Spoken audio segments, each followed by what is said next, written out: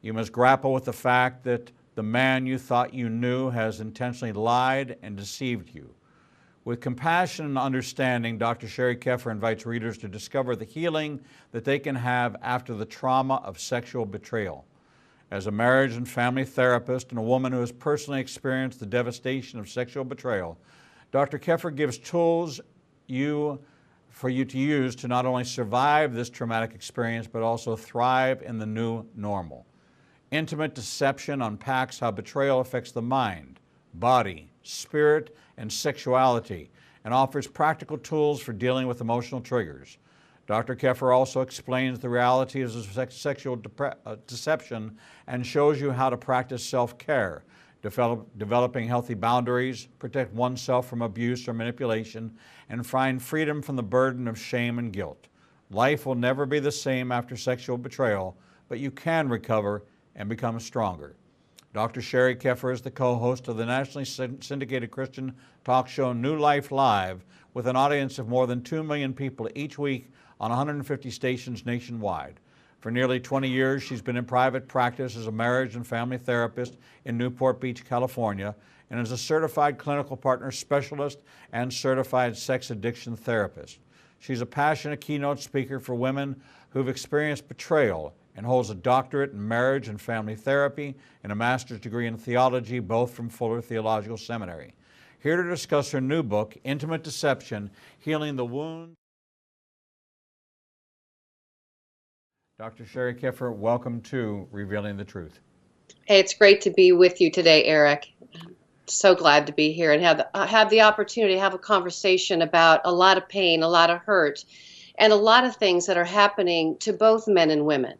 Yes, and I'm glad that you made that point. There's so many resources for women, and we think that it's only the man that's the perpetrator, but there is an extraordinary amount of sexual betrayal of women to men, and I think that the advent of social media has played into that. Pornography has played into that.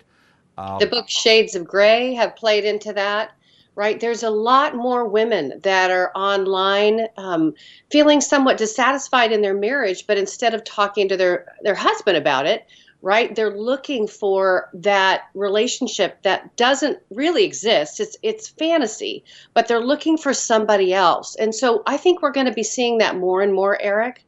Betrayal happens to both parties. The reason I wrote my book to primarily women, even though I have a number of men that are now contacting me saying, thank you for writing this book. Now, when are you doing one for me?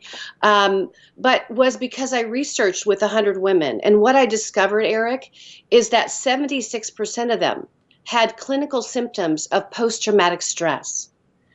Post-traumatic stress from betrayal. Now, you and I know that if people serve our nation, they go overseas and they're fighting in war, they come back with PTSD symptoms. But so do people have been betrayed because their life is decimated. Everything that they knew about that person, their homes, their children, their families, their own sense of integrity and who they are, their communities, their churches, everything is disrupted on the heels of betrayal. So it decimates a person, and that's why we see these symptoms of PTSD. It's serious business, right? It is serious business, and you're not coming from this from not just a survey and a theoretical perspective, but you've experienced this yourself, and you experienced it in the same way that I experienced it, which was in the pulpit. You were married to a pastor, and the church is not immune. As a matter of fact, the church is ripe.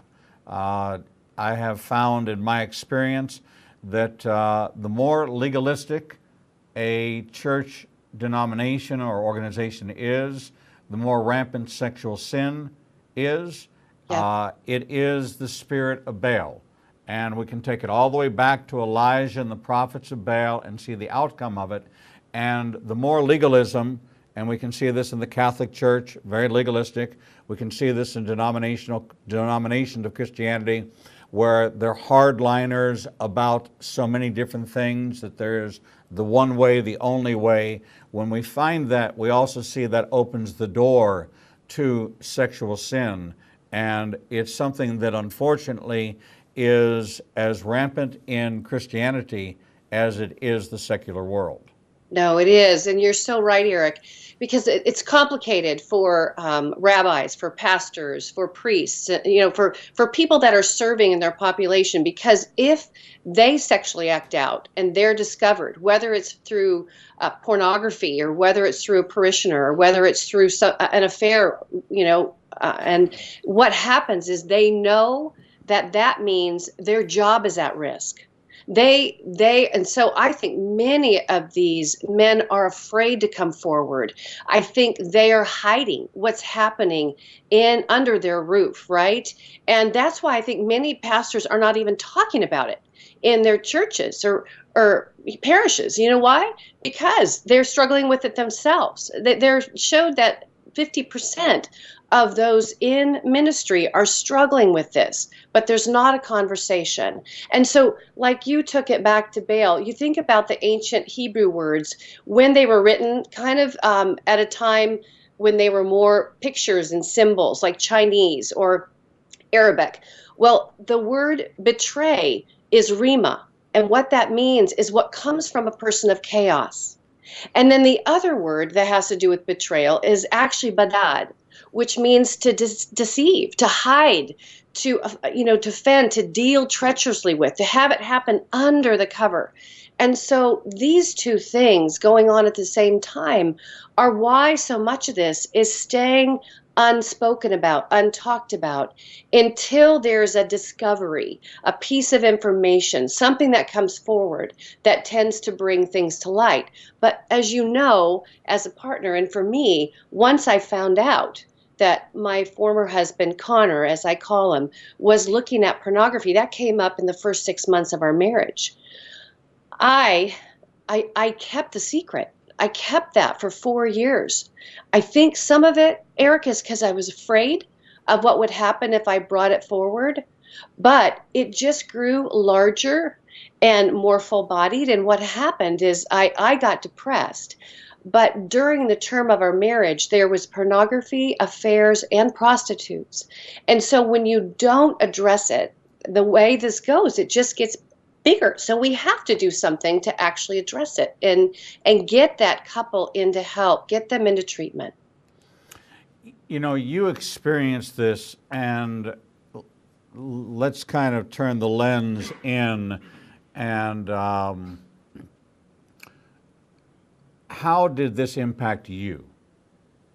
We see PTSD symptoms, we see narcissism running rampant as an outcropping of abuse, whether or not it's been direct sexual abuse or it's been through abuse through betrayal, which is a form of abuse. And we find that this violation of something that is sacred, the marital covenant, is something that you enter into this as a covenant relationship. And if you have a Christian marriage, then you have this cord of 3 strands, and now one of those strands is broken. And you begin to question the other strand, which then says, now I'm on my own, and we know how easy it is to snap a string, but we know how hard it is to rip or tear a rope. And so here we are, peeled back to a layer of singularity, and it's a hidden place, so it's hidden in darkness. So you're wrestling with this principality, which is set up in your home. It is a spiritual battle, but it's also a rejection, questioning. It has to be something where you internalized all of this as to what is it about me? What is it? What happened? What did I do to cause this? Am I not enough? And we first look within, and we begin to dismantle a lot of foundational truths about ourselves that God has given us in our early walk with the Lord. Those become, the mortar becomes loosened and those bricks become shaky, and all of a sudden our self-image, our self-worth is being challenged by the action of another person. Yeah. And you said that so well, Eric.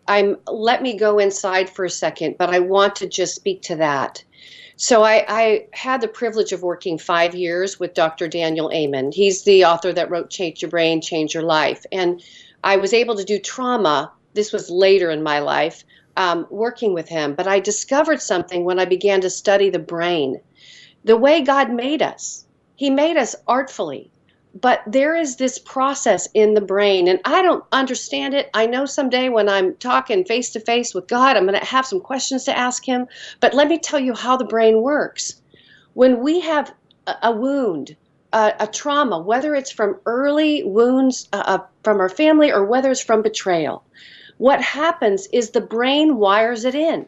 It wires it in thoughtfully and emotionally. But what it does, it sticks it on us. The shame is attached to us. Now, I know what that does scientifically is it basically protects us. It protects us from harm. So let's take the one you just mentioned, I'm not enough. I would say probably 100% of the people that are betrayed, that is a big thing that we feel. I'm not enough. You might have felt you're not enough 2 days before you found out about the betrayal. I did. But once that happened, all of a sudden, everything is scrambled inside. So now I've got a Velcro attached to me that I'm not enough. It's a shame belief.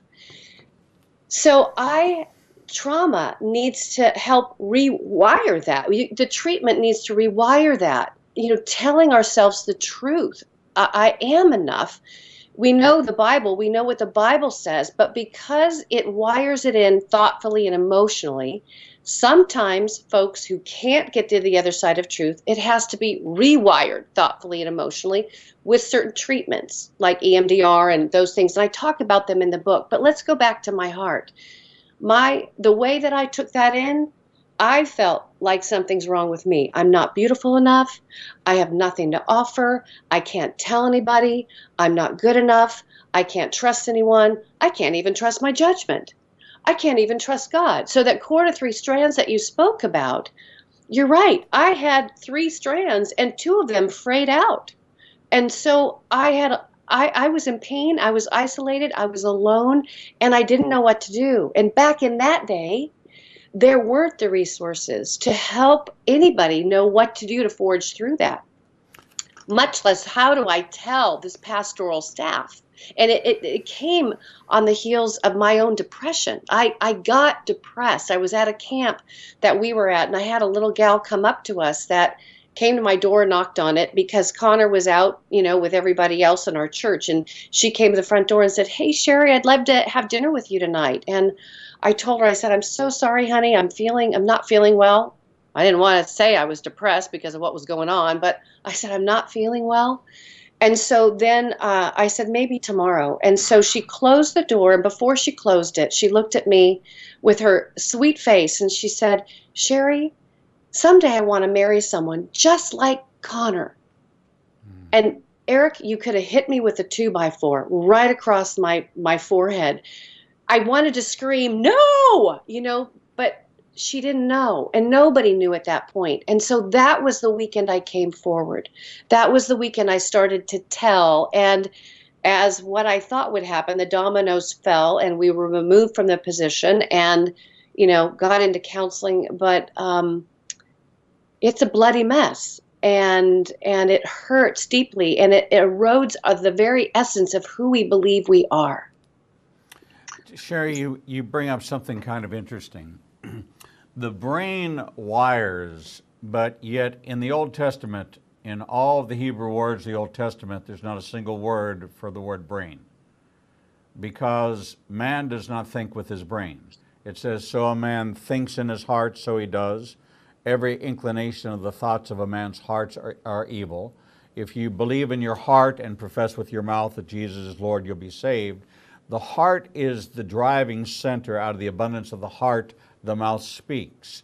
But when we have this mind, will, emotion, soul connection, where all this gets tied together, in a way where the heart is wounded, the brain will find a way to rewire, to distribute oxytocins or serotonin or other chemical responses to these pains to try to naturally impact the pain center, which is the wounded heart. And it's not the wounded brain, because rationally, logically, so what happens is we begin to wear a mask. Both the perpetrator is wearing a mask throughout all of their deception, but then we take on this mask which gives us an identity and a protection that we can hide behind, so that we can go out there and be the Academy Award winning couple. We can embrace each other, and at the end of a message go embrace the other spouse. And even knowing all this is going on for appearance sake, you maintain this, but each time you do that, you lose a little bit of yourself every time you step into that, till finally it becomes almost an abomination. And the fraud in which you feel that you are perpetrating against everybody, no matter how large a congregation or how small a congregation, the fraud you're perpetrating against yourself and the fraud you're perpetrating against God becomes too much to bear. Well, and I hear what you're saying. I think the only caveat that I would say to that, Eric, is that the Bible talks a ton. You're right, it doesn't mention the brain, but let me tell you what it talks a ton about. It talks a ton about shame. Yes. Shame happened in the garden. I mean, look what happened with Adam and Eve when there was a sin, right? They're all of a sudden pointing the fingers, blame. They're hiding. They're covering themselves. That's what happened with shame. So when this happened, it wasn't until, and I do believe we're brain, body, mind, soul, and spirit. And so this piece, this brain piece, wires it in for self-protection. But that self-protection keeps us bound in shame. So I am responsible for identifying what is my shame belief, right? I call them nagging neggies. It's those lies that get Velcroed to our soul that undermine who we are. And it makes us feel afraid about our world, about people. We have a reason for this happening, but I didn't pick up my shame. I didn't decide to put that label on me. My brain did that, okay? But I got to be responsible for working through that shame, for getting past that, so that shame doesn't take me out. That shame doesn't keep me from life. That shame doesn't keep me living in days and weeks and months of lies about myself and about the world. So the negative belief that I can't trust myself and I can't trust my judgment. I can't trust my judgment, or I can't trust anyone. Those were the two I call my deadly duo. I had to get my truth on, Eric, because as long as I believed I can't trust anyone or I can't trust my judgment, do you think I'm going to be in a relationship? Do you think I'm going to have any effect in this world? No. But those two beliefs kept me sequestered away. In fact, this happened so many years ago, Eric, that it's taken me this long, to do what I needed to do to get myself back and to get brave enough to tell my story. Because to tell my story, I had to tell the best and worst of me, right? But I want people to heal. I don't want them to stay broken. I don't want them to stay disconnected from God. Sheri, in retrospect, and we just wrapped up a two-part series on overcoming shame with Dr. Mark Baker. Oh, nice. Yeah, so this is something that we pursue, these areas that everybody struggles with, but Absolutely. especially those who have been on this side of a trauma. But part of your book is devoted to uncovering some of the common tactics that are used as a deceptive cover-up about sexual betrayal. So one of the purposes of our program is to equip our audience to be able to say, if you have these questions, if you start seeing these signs, don't ignore them. Yeah.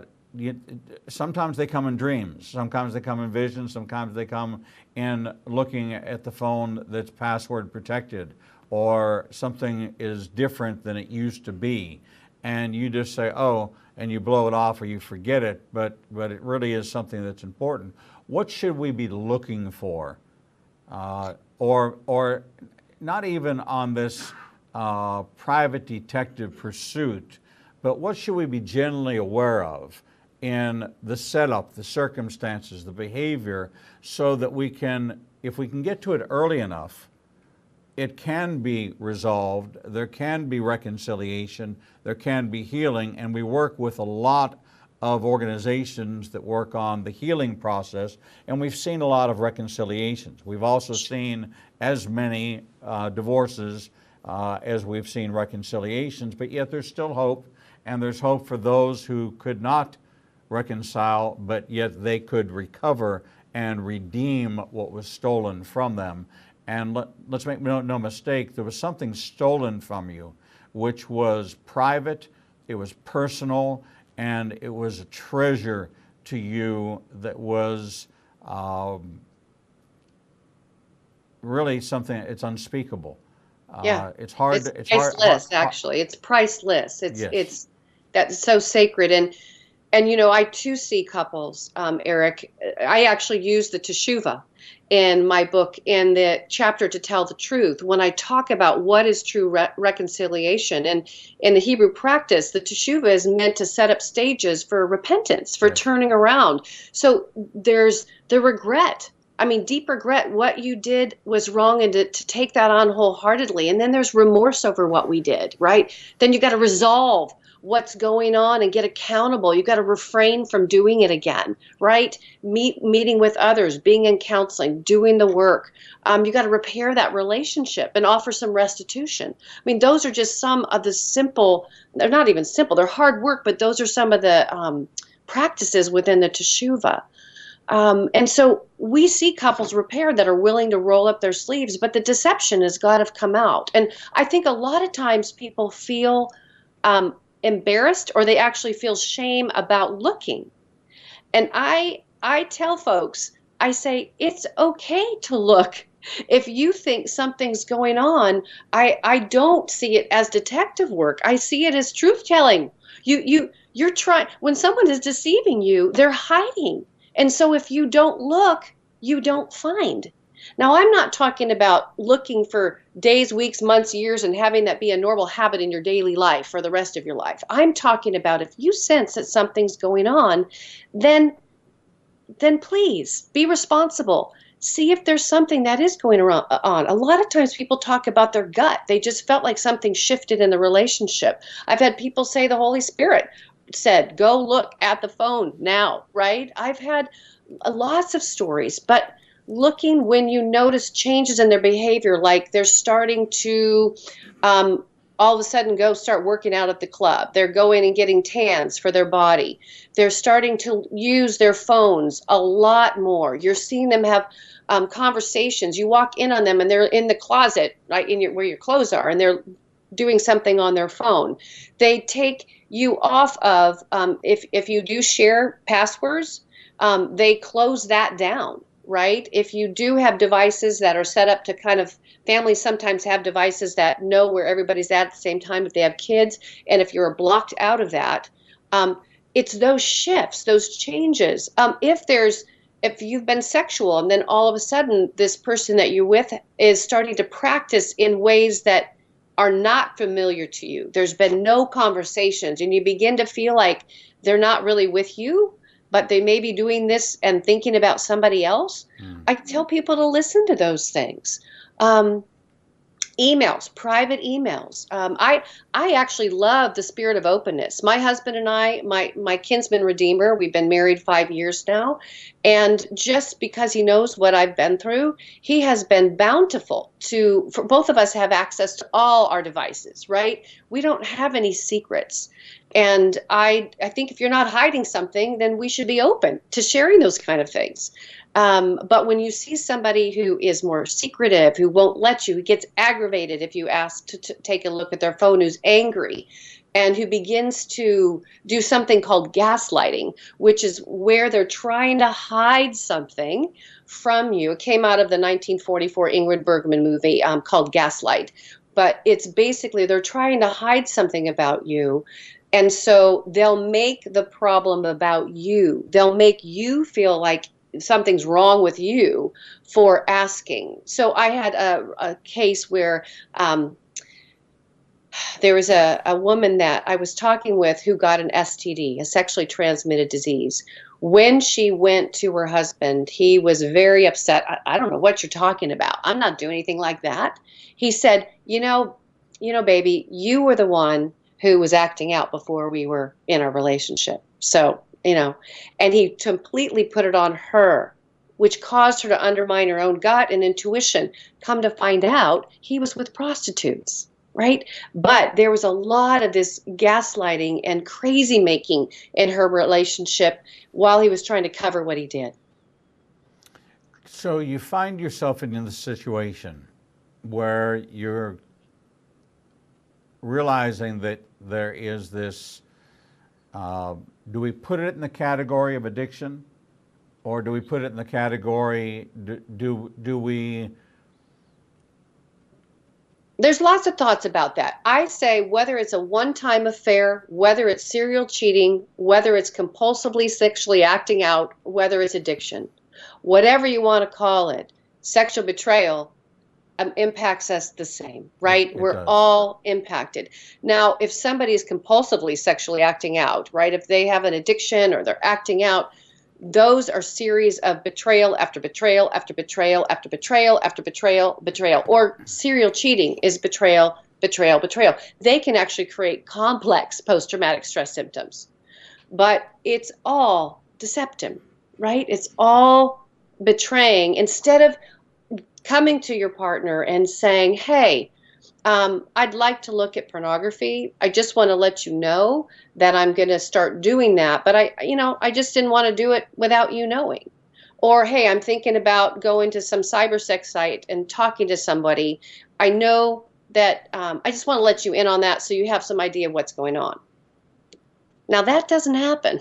And so because there's no consent, because two people in a marriage didn't consent to that going on, that's what intimate deception is all about. So we find ourselves in this situation. We are impacted by it, and the one who is examining themselves begins to realize they've changed, they're changing, they're operating at a different level. You had that gut check when someone said, I want to marry somebody just like your husband, and that was your wake-up call.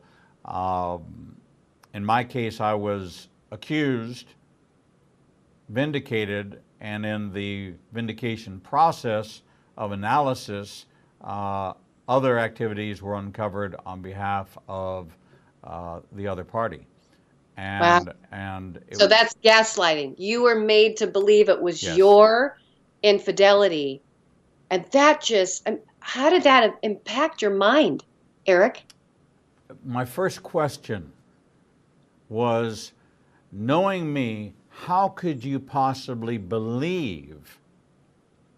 What was it that you saw in me that thought that I was even capable? It was like a repugnancy. It was like search me and tell me what is it about me and the life I live that could possibly have ever given you the idea that I was even capable of something of that sort. And that was that's what I put on the table. You're gonna have to you're gonna have to tell me what it is that you believe about me, because I've given you absolutely no reason. Everything I did was recorded. Every audio. I've been trained a long time ago. Record everything. So that when somebody comes to you and says, 2 weeks ago you said, and I always stop them and say, allegedly said, right? I always put that in there, allegedly said, because I know what you think you heard, but now go ahead and tell me what you think you heard. Well, I thought I heard you say this. I say, okay, go upstairs to the audio room, get a copy of that, take it home and listen to it, and then call me back or come into the office and tell me if that's actually what I did say. And almost 100% of the time they say, nope, I heard it wrong, or nope, I misunderstood what you're saying. When I heard it again, I now realize you weren't saying that. And so I became a meticulous in all my time in ministry of recording everything, audio or video, no matter where I was, no matter where I Wow, spoke. Eric, little did you know that would be probably part of your salvation. But to have your spouse accuse you of that, and I imagine, and I don't know your story, Eric, I'm just hearing it today for the first time, and I appreciate your vulnerability really as a man, because there are so few men that they're the untreated population right now, and there's so many of them that are uncomfortable bringing their story forward. So you're brave in doing so. But if I knew your story and if I could see with God's eyes, I would imagine that your former wife was already in the affair and she was projecting onto you something bad and wrong in order to cover and hide what she was doing. That's crazy making. The whole thing was and I immediately went to counseling, and I went to counseling for with a pastor counselor who specialized in counseling pastors who had been betrayed. So, oh, wow. So I went right to the source, to the specialist. Good for you. And we worked through it, and the arrangement that was given to me was interesting. I was given a year paid sabbatical. I was asked to step down, but because they mishandled the way the whole thing was done and they involved congregants, there really was no way for me to pull Charles Stanley and go back to the congregation and say, this is what happened, and if you want to affirm me, then affirm me, and if you want me to step down, I'll step down. I was not given that choice, but I was given a package which provided for me for a year, and during that time, 3 months of counseling, we got to a point where he said to me, listen, I don't think that you should leave ministry. I know starting over at age 62 is devastating, but I believe that you are called to do what you are called to do. So take the year that they've given you, take the money they've given you, take the housing and the car and all the provisions and all of that, and go do something that you've always wanted to do. And then, and then a year from today, I want you to return to the pulpit in my church. And I want you to preach Holy Week at my church, which is the largest Episcopal church here in Birmingham. And so that was the greatest acknowledgement that I had healed. I had approached it from a biblical perspective, and to take the remaining 9 months. And I wrote a best-selling biblical thriller during that time on a journey for something that I had always puzzled me about the Bible as to why Aaron's lineage was the one, and Moses never had anybody after him in his line that was to play a role in the end times. So, but in this whole process of trauma and the multiple layers of trauma and watching people get stuck, even in your own process of sticking points, of places where we get kind of on that, if we want to catch a rodent, we put out this paper, that sticky paper, and as we process through trauma, we find out we get stuck on certain places. Did you find that there's some common sticking areas and some things we can do to navigate out of those? Great question, Eric. I think for me, it was really the issue of trust. I think if I sum it right down, I had a hard time trusting myself. I had a hard time trusting others, and I had a hard time trusting God. I felt really dropped in the church. And, you talk about your story and what happened to you. I was in a denomination when Connor and I's marriage, we were in therapy and tried for 4 years. And during that 4-year period of time, he continued to act out and had affairs during that period of time. And our counselor didn't know, nobody knew. So our marriage ended as as a casualty. My life has been anything but that, like yours. But I was in a denomination where I could no longer serve because I was divorced. So now I have this shame label on me. As a divorced pastor's wife, I had to figure out, like a do-over phase. I had to figure out what I was going to do just to put bread on the table. And so I went back to school and got my degree. But God had redeemed and has redeemed my life. But my sticking point was, and I would say for almost a decade and a half, I was really afraid of giving my heart to anybody again. My journey with God, I have a chapter called Where is God Now? In my book, where I talk about how I had somewhat of a patchwork quilt in light of my faith and things that I'd learned, growing up in the church on flannel graphs and stories of the Bible. But when betrayal happened, it's like somebody ripped a center right in the center of my quilt. And so through the years, conversations I've had with other people, it's like I've had to piece it back together again. But one thing that I have found through those years of disconnect from God, there was probably a couple of years that I was really mad at God, angry because I thought, how could I thought I heard a yes, when I was asking, do I marry Connor, right? And I do think, if I was to go back, I do think I heard a yes in my heart. And so maybe God in the biggest picture of life had all this figured out. And here I'm standing today talking to, like you, thousands and thousands of people to help bring redemption into homes and help bring help into home. But for a period of time, I didn't trust God because I thought, how could you have done this to me? How could you allow this to happen? And so wrestling with that, talking to pastors and reading scriptures, and then eventually discovering that God wasn't my enemy. There's an enemy out there, but because of my anger and shame and disorientation, I actually thought God was my enemy. But it actually is the enemy of this world, the enemy of our hearts. And so, when I figured that out, I all of a sudden went, wait, I need to get on the right team again. God is for me. And he is my Jehovah Ezer, which means in the book I have 12 names of God that are all, he hears me, he sees me. Jehovah Ezer means that he is my champion, he's my helper. Jehovah Ori, on the cover of my book, I have a lantern right here, and you'll see it. And this represents Jehovah Ori, which means the Lord is my light. He's going to light my path. He is, I know the God of the universe now. And not only is he for me and for you, Eric, but he's for everyone that's listening that is in a situation like this right now. Because he wants to bring light to your home. He wants to bring truth to your home.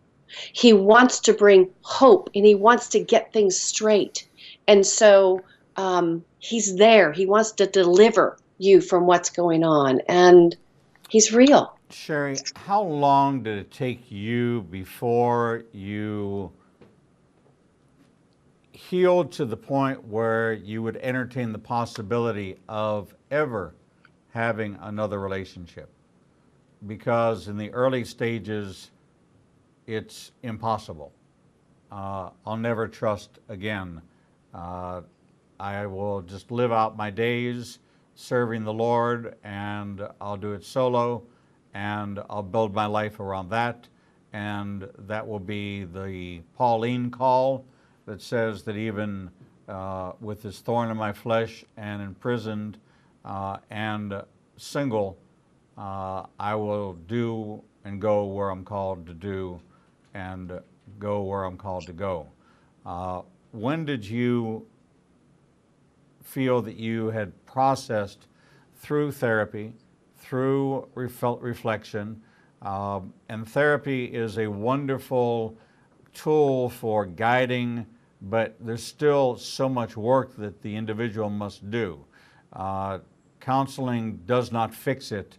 You have to partner in the process and do the homework and do the extra work. We get you for an hour, and then you get yourself for 100 and some odd hours. Yeah. There is a ton of work, but it's good and it's possible to heal. So I love hearing your perspective, Eric, because I think it's washing over where you're at right now. I had a different experience, and everybody that goes through this does something different, probably as unique as their fingerprint. But because I felt so unloved and that I wasn't enough, as soon as my divorce was final, within 2 weeks, I was out there looking for someone to love me. And I would say I was hyper relational. I I wanted to find a man that would tell me that I'm beautiful, that I am enough. But I'll tell you something. I ended up getting into relationships way too soon without my healing because I was trying to find the answer of my worth and value in the eyes of a man instead of finding it inside of me. And so I got into relationships. I had men who were fighting for my heart, but it's kind of like, well, I kept them all at arm's distance. They couldn't touch my heart because I still had those trauma-induced shame beliefs. I can't trust anyone and I can't trust my judgment. Over time, and I want to say over years, I don't want to discourage our listeners by having them hear how long it was before I got married, because it doesn't have to look like that for everybody. But it was 17 years before I met my kinsman redeemer. But because I was a pastor's wife and my life was devastated, I went back to school. I was in therapy. I was in group counseling. I did a lot of work for a long time before I had my own intimacy issues that came from some of my wounds of my family of origin. I was kind of jacked up, Eric, and so I had a lot of work to do. But now that I'm with my kinsman redeemer, I found somebody that I could be intimate with, that I could share my heart with, and that I could trust. But it took a long time, for me to feel safe. The opposite of I cannot trust anyone, Eric, the opposite 180 from that is I can choose whom to trust. And I realized that there are gentlemen out there that are trustworthy. And then I realized there were gentlemen out there that are caught up in sexual acting out. There's two categories, and I just had to learn how to discover the ones that had integrity and that weren't given over to this. And I would go on a date, and I would actually tell them my story, usually by date 2. I would unveil my story, and I would just say, I've learned too much about this over the years, and if this is something that you struggle with, I'm not the gal for you, because your life will be miserable with me. I mean, I just was that honest. And I had gentlemen say that is something I struggle with, and they didn't call me back. We finished our dinner. And then I had others say that's not something I struggle with, right? And so I began to just choose better and do my own work in light of intimacy and just make better choices for connection. But I just want to give your heart hope, Eric. It's hard to be where you're at right now, right? It is. It's 5 years, and I'm at a different age, and so that plays a part as I approach my 67th birthday. What life looks like in the future, and to what you want to open yourself up to, and is that part of God's plan? I totally get it. I totally get it. So if I wait 17 years. Then Well, I don't know that you'd have to wait that long. But it is a journey. It is a journey to trust somebody again. It is. We've got about 5 minutes left in this segment, and I'd like you to speak to those that are in or are just coming out of this betrayal. Okay. About what they need to do, what they should do, and what the outcome can and will look like if they are willing to do the hard work, if they're willing to face the fragility of the heart, the nature, which says protect, pull in, withdraw, isolate versus associate, and the natural inclination is to put up that barrier and make it a hard line so that there can be no breach in the wall again. What would you say to them based on the book and some of the tips you give them in the book for processing this? Where do they begin? What's the middle look like? And what does the end look like, hopefully, for them? Yeah, thank you, Eric. So I want to speak to you directly. If you're listening to Eric and I, who've both experienced betrayal, this is what I want to say, please, please, please don't do this alone. It's too impacting. Often the shame gets stuck on us. It got stuck on me, and it's probably stuck on you right now. And so it does do what Eric said. It wants to make you pull away. But I want you to reach out for help and support, because it's not about you. It's not about your shame. It's about what happened to you. It's not about you. It's about what's happening around you right now. And so I want you to reach out for help and support. I have a website that's called braveone.com, braveone.com. You can reach out to me there, and I can help get you hooked into a support group in your area.